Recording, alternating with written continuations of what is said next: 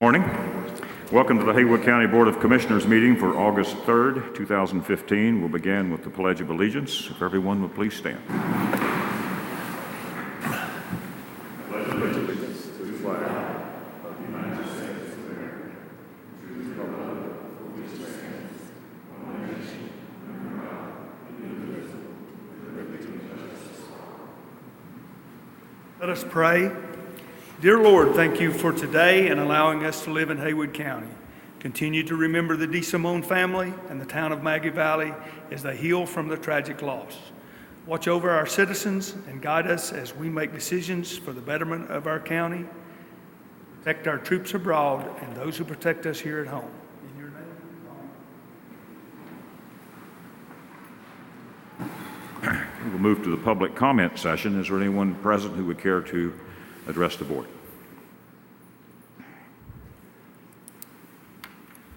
Okay, and we'll move to constituent concerns. Bill? I was handling mine. Kirk? None. I just wanted to say that I'm going to be, I will not be at the next meeting. It was the only week that my family could plan vacation when you have 7 or 8 schedules.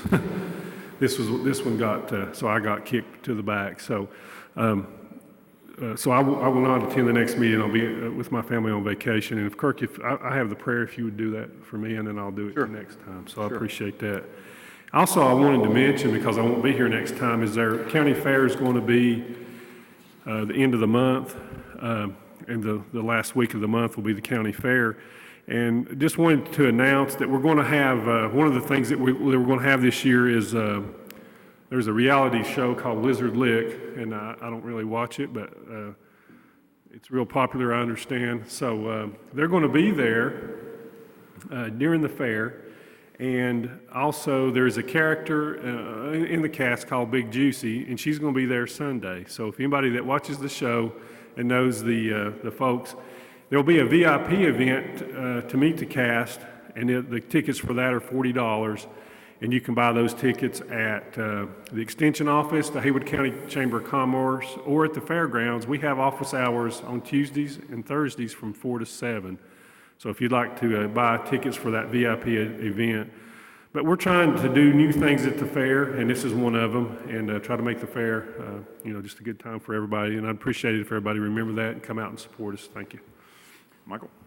Okay, just wanted to make a comment about the front of the courthouse. I know that several of us talk about it quite often, but here lately it's really looked very plush out there. The buildings stand out, and then we've had the addition of the new doors. And I come through there this morning, and it was really nice, and so I just wanted to make that comment there. And the other thing is, last meeting I think we had a pretty serious constituent concern about one of the rescue dog places, and just to let everybody know, I want Ira Dove, our county manager, to address that, because he did go out and spend some time out there. Yes, I researched what happened at the court. This was regarding Duke's Pampered Pets, and they had gone to court, and the court had dismissed the case. I also went out and did investigate at the property with Doyle Teague. We saw that there was soundproofing in the building. They had 2 separate buildings where they house animals, because they do one part of it is a rescue shelter, and another building they house animals for people who go away on vacation. They have a kennel that they board at. And so we walked through both facilities. We saw soundproofing. We saw places where they had also on the outside put up extra fencing that couldn't be seen through, and bushes, and they were definitely making attempts to keep any noise down. Also, when standing out there, you can hear other animals in the vicinity that are not on that property. So, I want to thank you for doing that. Yes. And reporting back to us. And okay. I have one constituent concern. Several people have contacted me in the last week or so regarding the Shining Rock Academy and the alleged lack of transparency that they have displayed in purchasing property and so forth. And if the allegations were true, it would be a violation of the open meetings law. And since we indirectly fund a portion of their operations through our education appropriations, I would encourage them to educate themselves on public meeting laws and to conduct themselves in a way that is transparent and legal. So, and you know, or maybe we can contact them if they need any help with becoming educated. I know they're all new and may not know or be as familiar with the open meetings laws as we are. We'd be happy to help them if they so desire. Yes, I'll be happy to reach out to them and talk to them. Okay. All right. Anything else? Okay. Okay, we'll move then to administrative and agency reports. We have Ira Dove with a Certificate of Achievement for Excellence in Financial Reporting. Ira? Good morning, Commissioners. Thank you. It's my pleasure, actually, to appear before you this morning, and this is quite an achievement that we are discussing.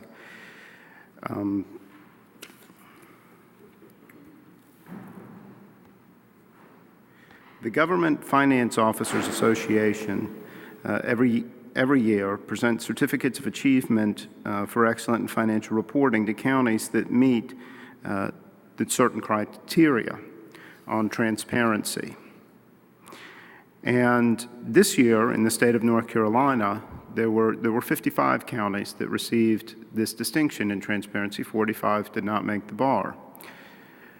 So having this happen in 1 year is a good thing, as we just had for the year past. But the reason I really am excited about being here before you, and I'm going to introduce the real stars to you in just a minute, is that Haywood County hasn't just been able to meet this transparency measure for 1 year, or 5 years, or 10 years, or 15 years, but for 20 years, 14 of which, the last 14 of which, has been under the direction of Julie Davis, who's sitting over here. And this level of transparency means that, you know, people can trust your audits, they can look at what's happening with your books, and they can understand the finances of Haywood County. It's a crucial measure when you go to borrow money that you have these awards, because banks can trust that what they're seeing has been audited properly and that those are actually the numbers they're dealing with in Haywood County. It helps our bond rating, it helps all kinds of things.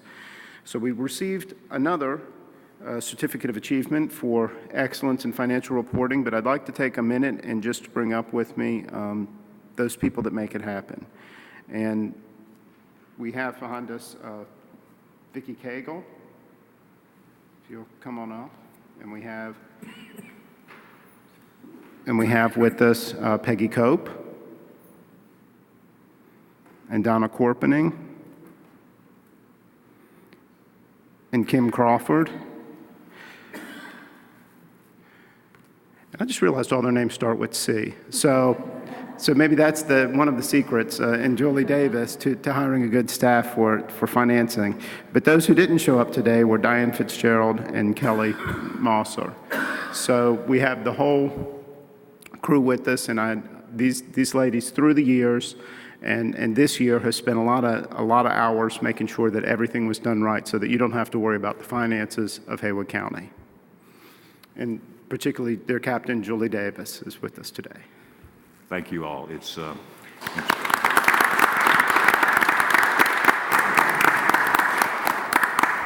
really easy to take some things for granted when they occur year after year, but we don't take you for granted. We understand how important the function you perform is, and we have the utmost trust in the product that you produce. So thank you very much, and Julie, thank you as well. Yes. Thank you. I'm very proud of the finance staff here in the county. Thank you. again. Thank you. Thank you for all you do. Okay, is there any adjustment to the agenda today? Not, then we'll move to the consent agenda. We've had the opportunity to review the July 20th, 2015 regular meeting minutes. Are there any changes to those? Okay, if not, then we'll move to the second item, a series of budget amendments. Julie?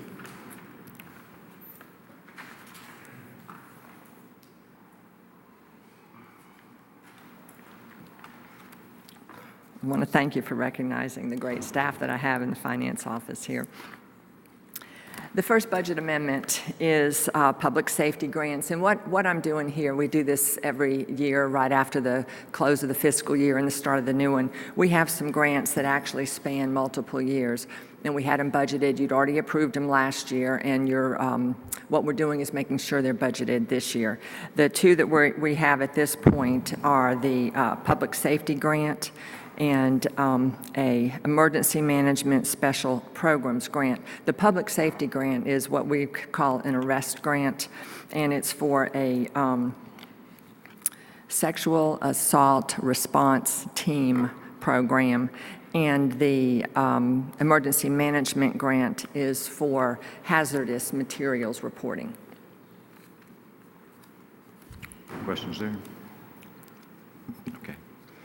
The next budget amendment that you have is $4,331. This is for cooperative extension, and this is related to an amount that we pay for salary and benefits. We don't actually pay the people, they're state employees, but we do reimburse the state for the money that they pay. And when we were doing the budget, we ran about 3 different scenarios, and we ended up choosing a different one that actually got approved by NC State. So we're adding $4,331 into the budget to cover the final amounts from NC State. Okay. And the last one I have today is, you'll remember this one too. Last year we approved 2 different architectural contracts. One was for the animal services facility and one was for an EMS base. Those are preliminary expenses that are running into this year. We approved it last year in the fiscal year, so now we're just moving those amounts that we have not yet spent into this fiscal year. And these amounts, at the time we have a loan, will be reimbursed by that loan proceeds this year. Okay. Any questions there? Okay. Thank you, Julie. Thank you. Any questions or comments regarding the consent agenda? If not, would entertain a motion to approve the consent agenda as presented. So move. Second? All in favor, say aye. Aye. It's unanimous. Thank you. We'll move to new business and recognize our sheriff, who is here for approval of special assignment fees. Welcome, sir. Good morning, Mr. Chairman, Commissioners.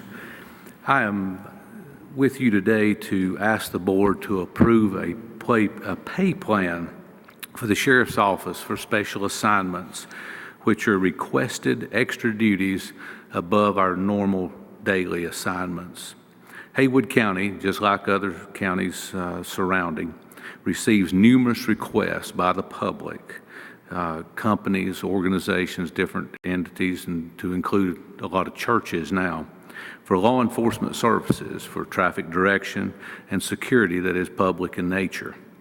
The requests for these services continue to increase for many reasons, and unfortunately are sometimes necessary for the safety of the participants as well as the spectators.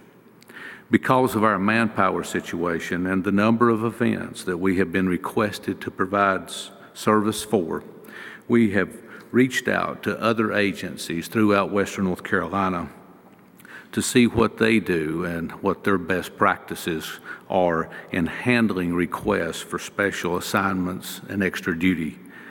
After reviewing other agencies' examples and working with our Sheriff's Office attorney, along with Mr. Killian, Mr. Dove, and Ms. Davis, we've developed a fee and pay plan that would allow our deputies to work special assignment request and not be a financial burden for the taxpayers of this county. If this plan is approved, this is how it will work. An organization would request the sheriff's office for a deputy to provide law enforcement duties for an event. After the request for special assignment duty is reviewed and approved by myself or my designee, a deputy will be assigned to work the event, and the requester would simply mail a check to the County of Haywood upon conclusion of the event. The request will be monitored and supervised by Lieutenant Don Robertson, who already handles our special assignments now, to verify that payment has reached the county. The rate of pay to be paid by the requester would be $35 an hour with a 4-hour minimum. We also are finishing up a policy at this time to cover our special assignments, and we're working with the county manager to get that done. I know we have a couple of very large events upcoming quickly, don't we? We do. Actually, we have an event this coming weekend on Saturday and Sunday, and they are requesting 17 deputies. And of course, there's absolutely no way that I can get 17 deputies to get out and do what needs to be done, and it becomes a burden on the taxpayers. It becomes a burden on me financially from a budget standpoint. And so these events, and the event that I'm talking about is the Lake Logan Triathlon. The people that operate this event is willing to pay. We just need to get a plan in place so that we can do that. And then, of course, it would not cost the taxpayers here anything. And that's what Buncombe County does this. Jackson County does it. I talked to the people in Henderson and Transylvania as well to get their best practices on this before that we come up with some numbers. So today you're just asking for the fee schedule to be approved, and then with the county manager, you'll work to produce a written policy. Yes, sir. A policy that would state who that we are going to charge. Right. Okay. Any questions of the sheriff? Will they enter into the contract prior to the event? I mean, will they sign something agreeing to pay, because they're not paying until afterwards, and sometimes that can be a little bit of a problem. We thought we had our form the way it needed to be, but after having some folks look at it, it's back, not totally at the beginning of the drawing board, but we're probably about halfway through that as well. But the process will be that they would request it, and then we say, okay, here's this form, you fill this out, you sign this, agreeing to make the payments, and we'll provide the manpower. Yes. Okay. Any other questions? Okay, if not, then entertain a motion that the special assignment fee, as described by the sheriff and is in our packet, be approved. So moved. Second. All in favor, say aye. Aye. Thank you, Sheriff. Thank you, sir. Okay, the second item of new business is a request to purchase 2 EMS ambulance remounts from Reliant Emergency Specialties. They were the lowest responsive bidder. And we'll recognize Jim Presley. Jim? Good morning, Jim. I'm not on the agenda for this, but just an added note. The potential program that the sheriff was speaking about there just a moment ago, at some point in time, EMS is going to need to come up with a version of that as well, for the same exact reasons he stated. The number of requests that we get for standby coverage, the size of the events have grown significantly over the years, and it costs a considerable amount of money to staff a paramedic level ambulance and just have it sit at the event for however many hours they would like. So obviously I would love to work with you folks and look at the sheriff's template and see what we might be able to do with that on a different day. But the reason that I'm here today is because of ambulance purchases. Thanks to some really hard work by a lot of people, and most especially in in county administration and finance, we were fortunate enough that the ambulance boxes, the modules that we bought back in 2008 were of quality sufficient enough to warrant remounting them on a new chassis. To make a long story short, we get a remounted ambulance with a new chassis, a refurbished ambulance box at a cost of about $50,000 per unit for the savings for the county. So we're essentially buying 2 remounted ambulances and saving about $100,000. We supply the box from our old worn out trucks. They completely rewire it, upgrade it to what all the current EPA things involved for air conditioning, so on and so forth.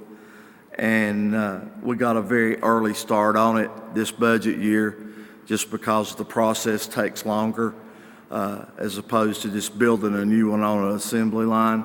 We did advertise for bids, and as you stated, the Reliant Emergency Specialties was indeed the low bidder. We did do a considerable amount of investigation on this particular company because we've never done business with them before. As crazy as this is going to sound, Reliant Emergency Specialties is actually a sub-department, subdivision of the Grady Hospital System in Atlanta, Georgia. And we spoke with those folks, and they were, like everybody else, they were growing a little bit weary of the product that they were getting when they were remounting their own ambulances from whoever the low bidder was or whomever they chose to do business with. So they just started doing their own. And now they're branching out and offering that same service to other EMS agencies as well. And not only were these folks the low bidder, they were like significantly low. Plus the fact they gave us a decent amount of money on trade for our old chassis that the engines don't even run. $196,656.66 is the amount, and that's all inclusive of everything that we would get if we were buying a new truck. Other than it being a remounted box, when it shows up here, if you didn't know it was a remount, you would look at it and think it was just another new ambulance. But it does save the county about $100,000 between the both of them. Okay. And I'll point out that the ambulance remounts was an approved item in the last budget we just approved. Yes. It was an amount higher than this, so this is well within that budgeted amount. It is. Any questions of Jim? Jim, are the engines rebuilt also in these ambulances, the engines? Engines on that particular year model, 2008 Ford, they are really not a rebuildable engine. We replaced the engines in each of these 3 08 Fords at least twice, some of them 3 times. They don't rebuild, they just charge you about $25,000 to put a complete engine in them because that was a very troubled year model for Ford in regards to diesel engines. So, but because if you look back historically, the 2 boxes that we're remounting we bought in 2008 off of a piggyback bid with the Florida Sheriff's Association. Those were wheel coach boxes, which, quality-wise is a higher end ambulance box. So we can easily get the life of another chassis out of one of these boxes once we remount it. So for cost purposes, this was just the logical thing to do. Any other questions? How long will it take them, Jim, to do that? Well, thanks to Ira and Julie, we got an earlier start on this than we normally do. We usually have this discussion in late September, early October, somewhere in there. The company has given us, and there's some language in the contract, they can do the remount work itself in 120 to 150 days per unit, but they can work on more than one at a time. We've asked a lot of questions and we've looked at a lot of things, but they're assuring us, and we really don't see any reason why both of these can't be remounted and be back in here well within the confines of the budget year, so that we don't get, so that it's not June the 30th and we're sitting here waiting on something to show up. So hopefully, but to answer your question, after they have a chassis, about 150 days to do the work. I believe this was one of the things that we did when we increased the budget, was take care of some ambulances. Correct. Yes. Yes, sir. The budget was to be able to do that, so I'm glad that we're getting this done. It's important that when you call 911 that an ambulance is able to get there safely. And Yeah, it makes things a lot simpler when you get in and it cranks and all that. That works. That tends to make things a little bit smoother.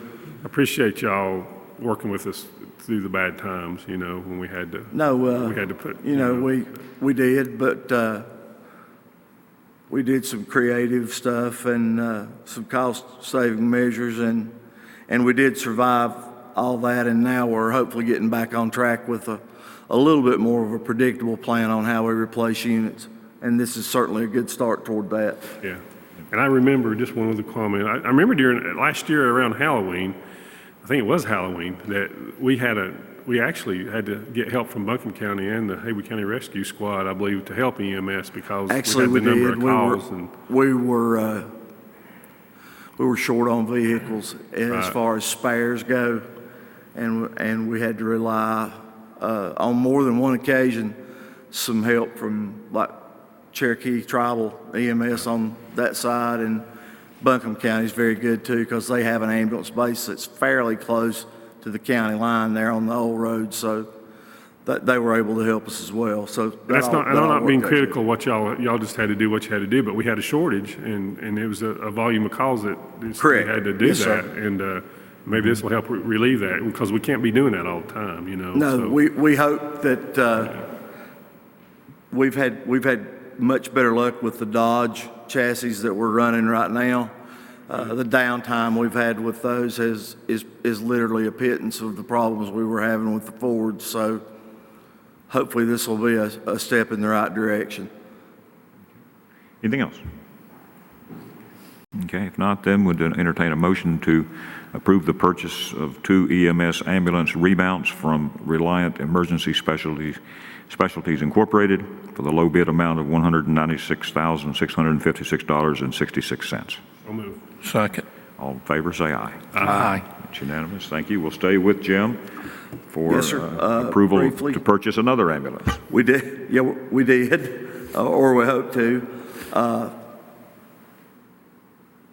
There's to make a long story short, ambulance construction was always built to what we always called the Triple K standard. I don't even remember what those letters stand for, but basically right now we're in a transitional period between Triple K rules and NFPA 1927. If you want to Google that and look it up on the internet, it's got a little bit more bite to it as far as how ambulances are constructed. It's got a lot of safety features, both for the patient and the crew, that are added into the unit itself. And unfortunately, when you do that, it drives up the cost of the ambulance. But you folks, being the commissioners, and Julie and I were gracious enough to let us take a stab at this first truck that we're going to get built under this new standard. There's going to be, externally looking at it going down the road, it'll look just like any other truck. But there are going to be some internal features that make it hopefully a safer truck. And we are going to put in a system in this one called, it's an electronic pneumatic device that mounts in the floor of the ambulance that you just hook the stretcher to. an arm comes out and it raises patient, stretcher, and all up, and just pulls them into the ambulance. Everybody that we've talked to, we're getting some real good feedback in regards to decreasing injuries, strains, sprains, back problems, which is usually the demise of most every EMS employee anyway at some point in time. So we're very anxious to get that, and these folks came in well under budget and came highly recommended, and it will be a wheel coach truck, which is good quality vehicle. Okay. Any questions of Jim on this one? I think it was just slightly confusing to me, but when you say a wheeled coach truck, I mean, is it going to be a Dodge chassis? Yes. Okay. Because I know in there somewhere it said Yeah, something you about know, a Chevrolet. Yeah. ambulances are no different than anything else you buy, you know, from entry level, mid level, high end, and wheel coach has always been closer to a higher end product as far as quality goes. So we're tickled to death that truck actually is going to be a wheel coach. That's a good thing for us as far as maintenance and how long and the life we expect to get out of it. And this was, again, to Kevin's point, this was approved during the last budget Yes. as well. Okay, if there's no further questions, then we'd entertain a motion to purchase one new EMS ambulance from the low bidder, Atlantic Emergency Solutions, in the amount of $176,866. So moved. Second. All in favor, say aye. Aye. It's unanimous. Thank you, Jim. gentlemen. Have a good day. Okay. Okay, next we have David Francis come forward. We have 3 items that will complete our new business. They're all related to consolidated waste services agreements that we have previously approved. David? Good morning, Commissioners. Hope everybody's well. Summer is going by way too quick for me. The next 3 items that we have here are all related due to the consolidated waste contracts that we approved back in September of last year and then January of this year. As you remember, back in June, I came before the board and we removed 5 of the road tractors from the county. We sold them to TransSource due to their age and conditions. We removed that rolling stock. We removed that liability as a part of our goal to remove those items from there. And so proposed sale before you on this first item is the remaining rolling stock that is at the materials recovery facility. Those trailers are the 3 trailers that are hauling waste down to the White Oak landfill from the MRF. And then there's a series of other trailers in there that were, you may remember, the old green recycling trailers that they still use to house some recycling. And there's 2 or 3 trailers in there that are just rusting away down there, the best we can tell. And one F450 Ford truck that has roughly about 300,000 miles on it. And it can only be used in certain circumstances since it's been taken out of use as well too.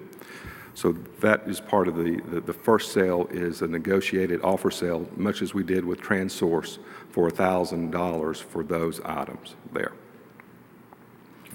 Questions, David?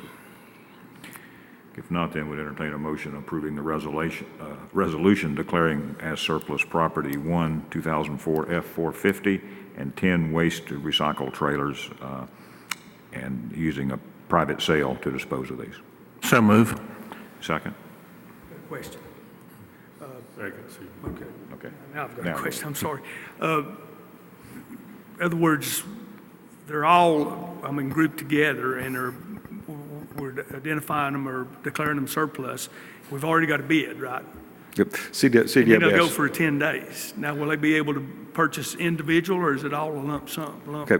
With the negotiated offer of the private sale, then this is it. Just as what we did with the TransSource, we negotiated the private sale with there, and it's published for 10 days, but there is no upset period as there is in other matters. This is a different way. It's allowed under state law, Chip, to to dispose of things under a private sale like this. What are the parameters of that statute, Chip? There's a dollar limit, but we're under that. I've forgotten exactly what it is. It's a $30,000. Yeah.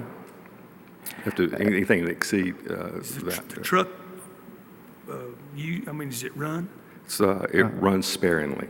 As long as it has 300,000 miles on it. It has a special hook system that is no longer in use. Since we took the recycling trailers out of commission, that has that on there, and it's just sitting there at this point. Part of this is because of the other two things that he's about to speak about, the other two contracts where we're trying to settle up with CWS for equipment that we didn't provide. And if this were going out to public bid, this might be a little bit low, which I think is what you're getting at. But because it's related to those other two contracts, we think that this is reasonable in light of the overall situation. This is listed, for example, on the equipment list that we were supposed to provide them of equipment to use in that original contract. So technology-wise, this truck's been left behind. Yeah, the trucks, the truck is out of commission, and the trailers are dilapidated as well. And their goal was to get rid of all the rolling stock liability that we had. In part, as Mr. Dove said, is everything is sort of interwoven through these three agreements that we've before you.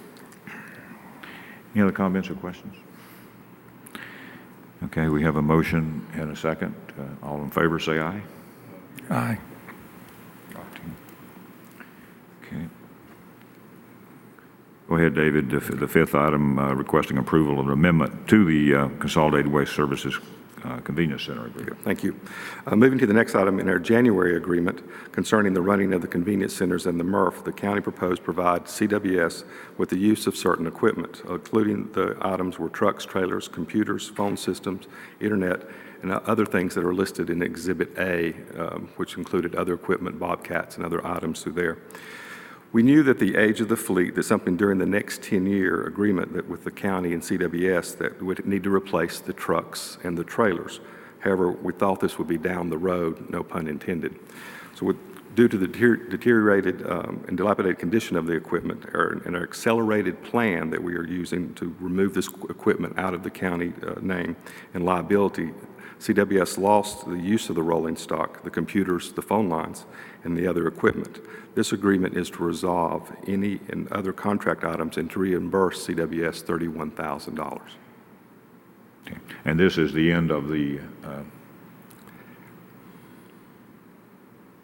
claims for any loss of equipment or whatever in the contract, Ira?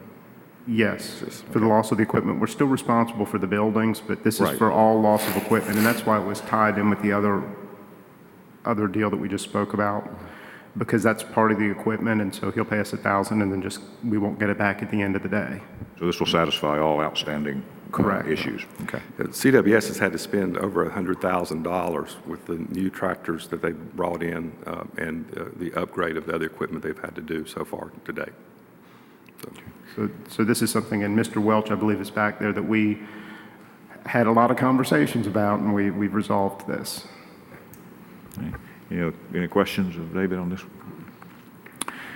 Okay, if not, would entertain a motion to approve the amendment to the Consolidated Waste Services Convenience Center's service agreement as presented.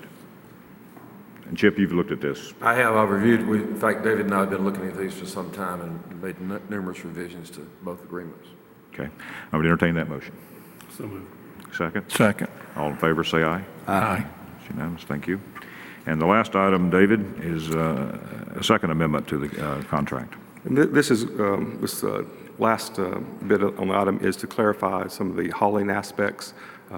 We had missed a few of the county buildings. On our first agreement, we forgot the Ag Center out there on Raccoon Road. And so this completed that agreement, and we went through some other items that we wanted to clarify, and those are all clarified now, and everybody's happy now.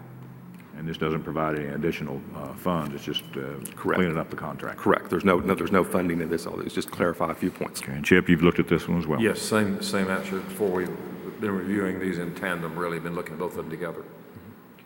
Any questions or comments? If not, entertain a motion to approve the amendment to the Consolidated Waste Services Hauling Service Agreement as. So move. All in favor, say aye. Aye. It's unanimous. Thank you. Thank you, David. Thank you. Okay, that concludes our agenda. At this point, I would entertain a motion to enter into closed session for attorney-client privilege under authority of 143-318.11A3, personnel 143-318.11A6, and economic development 143-318.11A4. So moved. Second. All in favor, say aye. Aye. Okay, we're in closed session. Thank you. We have returned from closed session. Is there any additional business for the board? Hearing none, entertain a motion to adjourn. So moved. Second. Second. All in favor, say aye. Aye. We're in adjournment. Thank you.